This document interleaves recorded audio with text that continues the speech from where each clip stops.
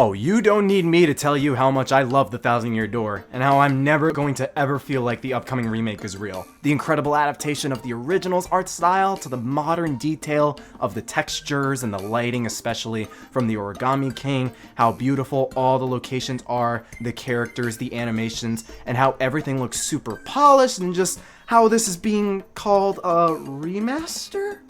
It's not a lot of people from my experience, but I did run into some who feel this is either a remaster, an enhanced port, a straight port. Nintendo's shills are jerking off to like they always do. Because of just Nintendo, like we never talked about Paper Mario for the past 10 years, 8 years? Either simply not making or feeling much of a distinction between remake and remaster, or to downplay people's excitement for this upcoming remake. There's some out there who are just calling this remake a remaster, and you can already tell where I'm going with this, alongside there's always the possibility Nintendo could reveal the exact opposite, and I'm wrong, and I'm reading too deep into it, and this video low-key being the most pointless discussion amongst this upcoming release, even if I am right.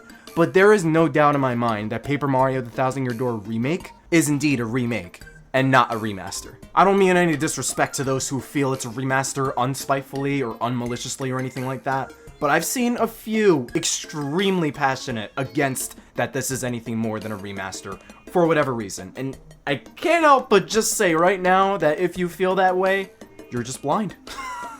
You're flat out blind, because I do not see how this is in any way a simple remaster. Yeah, reactions and people shouting initially thinking, it's a remaster! I was one of those, but you look closer at the nitty gritty, you take off the rose-tinted hype goggles, and it is more and more convincingly a remake. And I think the thing about remakes and remasters is that the terminology for both this past generation or two especially have significantly muddied the meaning or definition of what's a remaster and what's a remake. Easiest example, the Crash N. Trilogy and Spyro Reignited Trilogy. The original trilogies for both here were being marketed by officials as remasters of the original, which you do get the same general experience as their originals on the PlayStation, but borderline everyone outside that called them remakes. Remakes marketed as remasters. You have dramatically dolled up visuals, new models, redone voice acting, remade music, HD cutscenes, and redone animations and all this other stuff. Even when officials claim or marketed them as remasters, everyone else outside who played the game,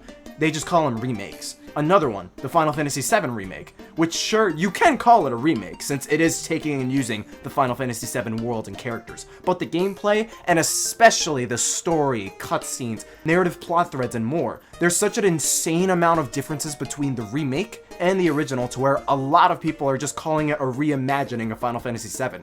Especially since you're getting such a wildly different experience, you might as well could call the remake a completely different game from the original. And those are only a handful of examples of developers / the company classifying them as remasters versus being more remakes, if not complete reimaginings. But in a generalized bubble, what would most people classify as a remaster, and what would be classified as a remake? I think to most people, at least for me, a remaster is taking the original game, not changing the original's code much if at all, keeping a lot of assets and details and events the same as they did prior, and more or less upping the resolution more than anything else. Sonic Colors Ultimate, Luigi's Mansion 2 HD, Super Mario 3D All-Stars Collection, the Uncharted Nathan Drake Collection, so on and so on.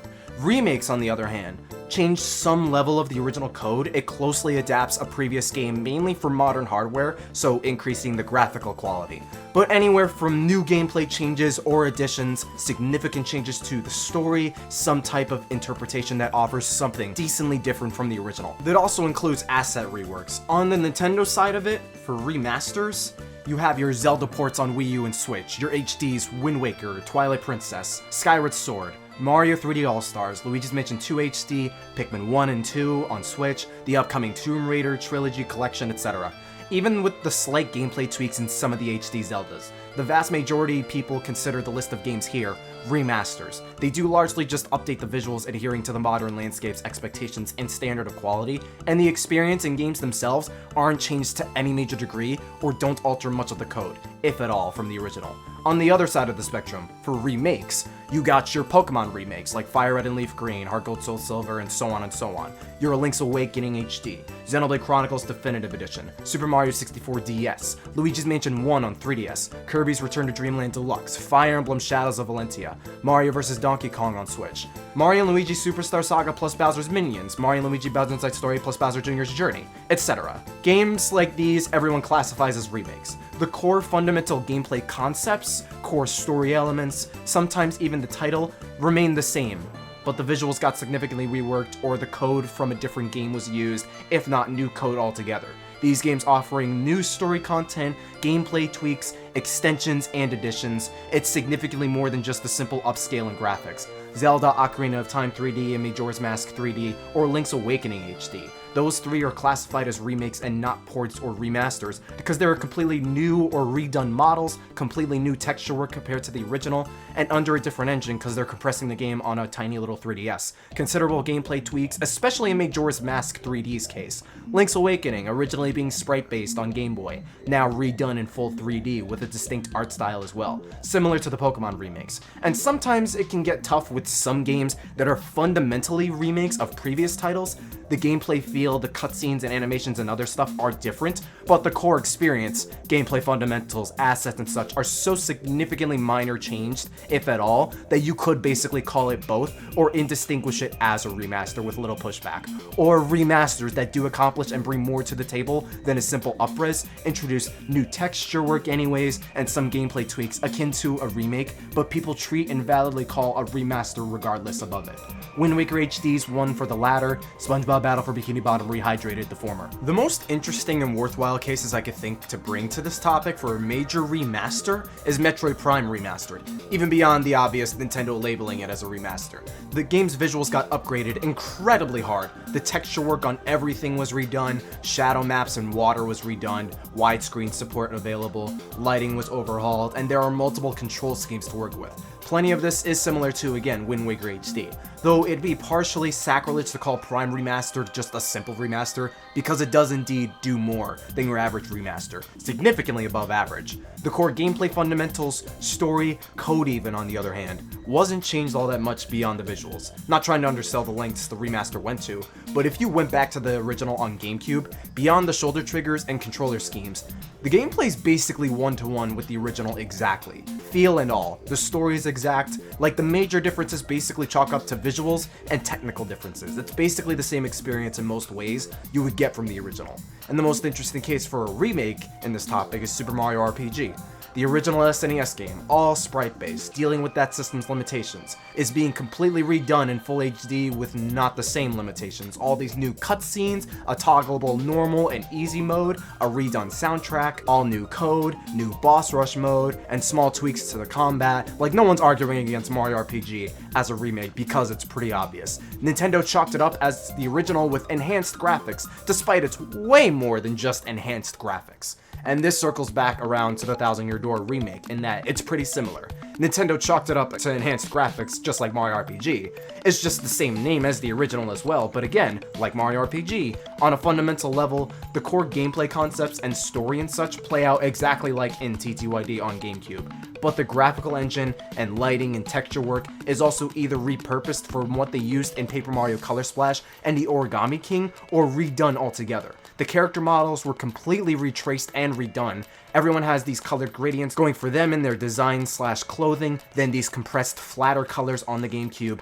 The sprites and models themselves are multi-layered, like you'd be making some art in digital software. The art style in general is modified from both the originals and the last two Paper Mario entries. Characters are given these completely new sprites and animations on top of what the original had. The sound design different from the original, new sound effects from these little moves and puzzles, on top of reused voices and sound effects altogether from the original. And other Mario games, little audible character blips sound off when people talk. There are new cutscenes in this version on top of the premeditated cutscenes playing differently from the original, completely new UI elements to accommodate the wide screen, an overall visual buff, new lighting, completely completely new textures, redone soundtrack, not a positive but the frame rate's cut in half from the original, a new character with this purple toad and Glitzville that wasn't even in the original game, and it's pretty safe to assume the gameplay feel isn't going to be one-to-one with the original either, just looking at the trailer on top of who knows what else they're changing or adding to this version that wasn't in the original either. Complete asset overhauls and rebuilds, models, textures, and assets being redone, and an engine not even remotely the same as Thousand Year Door originally, different code being used to some degree, like obviously it's nowhere going to be the same level of how different the Final Fantasy VII Remake is, or even the Pokemon remakes, but it's definitely more on display than what Metroid Prime Remaster did. It's the same level, more or less, as the 3DS Zelda remakes, the 3DS Luigi's Mansion remake, the Mario and Luigi remakes, Xenoblade Chronicles DE, or a lower level by 1 or 2 compared to Mario RPG. It's a remake through and through. And if we spot even more changes, minor and major, especially gameplay, content, or feel-wise, the more that's true. You could probably argue it skirts the line of both, but at this point, even just visually, it feels significantly remolded and altered than I doubt this game would provide the same one-to-one experience as Thousand Year Door originally did when animation-wise, sound-wise, weather effects or music, cutscene-wise, and character-wise, even when it's so far and could very well be just one new character, it wouldn't change much, not even just visually. It does fall into remake territory as much as the other remakes I listed throughout. TTYD is literally being remolded in a different engine. You're remolding or reconstructing the game under some different engine from the original. That's the definition of a remake just by that alone. You wanna know what this whole debate reminded me of too? Smash Ultimate's first teaser and then the Everyone Is Here trailer. Who remembers when people were arguing that Smash Ultimate was a port? If not an enhanced port of Smash 4. Who remembers how brain-rottingly annoying that topic was 5 years ago? This isn't as annoying, but I got literal flashbacks to that entire mini debacle that I felt my brain just melting when I was getting comments on my recent Thousand Year Door remake discussion videos. Again, probably the most pointless discussion as this remake goes, and Nintendo could label this as a remaster, gives me an excuse to gush about the remake again, but yeah, probably not going to be most people out there, especially if Nintendo shows more changes or makes the distinction themselves. I talked about the Thousand Year Door remake with Reese, Anton Gaming, and Fall for the Great 64. The discussion's up on Reese's channel, so go check that out if you want more. Check out my other Paper Mario discussions. Thank you for watching. I got more Paper Mario content on the way, more Mario as well, and stay super. Yo, hey, 妹妹，嘿，我来呀！共和到哈哈呀！拉面，嘿，来面，排根面，共和。再见呀！哈哈，拉面，烫手面，谢谢。